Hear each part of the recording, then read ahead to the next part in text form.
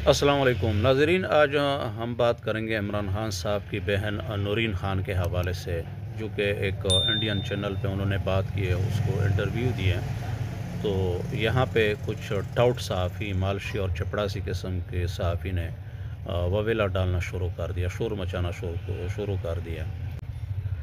پہلے آپ لوگوں کو یہ جو ٹاؤٹ، مالشی اور چپڑاسی قسم کی صحافی ہے نا، اس کی ذرا سن لیں یہ باتیں، تو اس کے بعد پھر ہم بات کرتے ہیں۔ یہ ذرا پہلے سن لیں کی اور یہ سارے افغانستان کے علاقے کی۔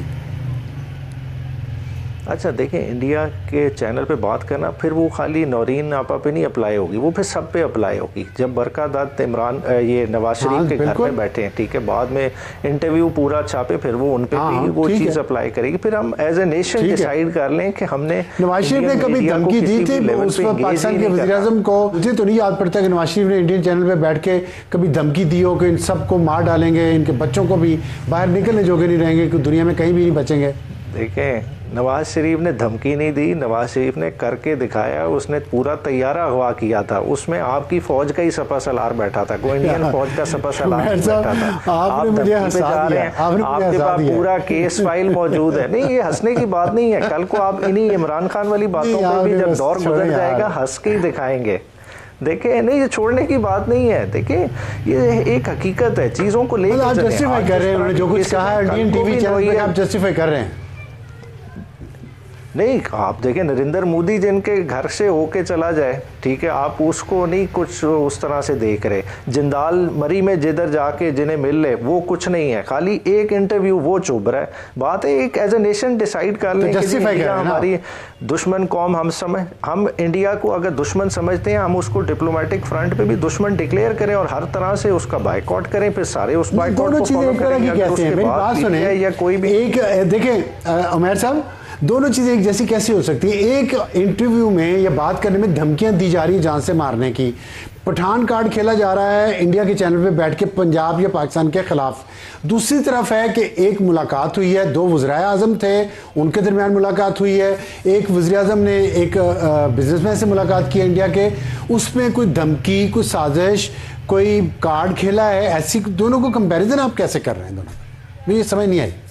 نہیں، کمپیریزن کیوں نہیں ہو رہا؟ دیکھیں، ہم تو سمجھتے ہیں کہ اس وقت کشمیر کوز کو بیچا گیا، کشمیر کوز پہ اس طرح سے سٹینڈ ہی نہیں لیا گیا۔ جو حالات ہوئے، کشمیر آج جس صورت میں پہنچا ہے، اس میں ان تعلقات کا بہت زیادہ ہاتھ ہے۔ دیکھیں، آپ نے دیکھیں، وہ کہتے ہیں کیوں کس طرح سے تو دوستو، آپ لوگوں نے اس ٹاؤٹ اور مالشی چپڑاسی قسم کی جو صحافی ہے، یہ اصل میں اگر یہ نون لیگ کے پارٹی میں شامل ہو جاتا تو اچھا ہوتا۔ ویسے انہوں نے یہ جو لبادہ اڑایا ہوا ہے صحافت کی، اس کو اترنا چاہیے تھا، سیدھا آنا چاہیے تھا بھائی سیاست میں نواز شریف، کیونکہ نواز شریف نے مہربانیاں بڑی کی ان کے اوپر، ابصار عالم اس کا نام ہے، یعنی اس کو جو پیمرا کا وہ تھا وہ انہوں نے بنایا، تو یعنی اس کو عہدے شہدے دے کے نا، تو اسی وجہ سے اس کو ذرا ظاہری بات ہے، جس کے کھائیں گے اس کے گائیں گے کی والی بات ہے، تو اس جیسے ٹاؤٹ صافی۔ لیکن دوستو، بات یہ ہے کہ یہ صرف نورین خان نے بات کی انڈین چینلز کے ساتھ، یا اور لوگوں نے بھی بات کی ہے؟ میاں نواز شریف کے پاس جب انڈیا کے صحافی جو پوری ٹیم آتی تھی اس کے اپنے گھر میں، وہ کسی کو اعتراض نہیں ہے، اور اسی طرح ڈان نیوز جو مشہور لیگز تھا، اس کے اوپر بھی کسی کو اعتراض نہیں ہے۔ لیکن نورین خان صاحبہ نے جو اپنے بھائی کے لیے حق کی آواز اٹھائی ہے، اور جو کہ 2 سال سے ناحق جیل کاٹ رہا ہے، اس کے لیے آواز اٹھائی، اور دوسری بڑی بات یہ ہے کہ انسانی حقوق کی خلاف ورزی ہو رہی ہے، یعنی اس کو عمران خان صاحب کو آئسولیشن میں ڈالا ہوا ہے، اس کے اوپر کوئی بھی واویلا نہیں ڈال رہا، یعنی پاکستانی صحافی واویلا نہیں ڈال رہا، لیکن جب ان کی اپنی بہن نے اپنے بھائی کے لیے حق کی آواز اٹھائی تو اس کے اوپر ان کو مرچی لگنا شروع ہو چکے ہیں، اور ایسے بات کرے جیسے پاکستان کی کوئی انہوں نے خفیہ راز انڈیا تک پہنچا دیا، یعنی اتنا انہوں نے واویلا شروع کر دیا ہے۔ تو ناظرین، یہ صرف نورین خان، بلکہ نورین خان کوئی نہ اس کو کسی قسم کا سرکاری عہدہ ہے ان کے پاس، نہ کوئی وزیر رہ چکی ہے، نہ کوئی سیاست سے ان کی تعلق ہے، وہ تو ایک گھریلو خاتون ہے.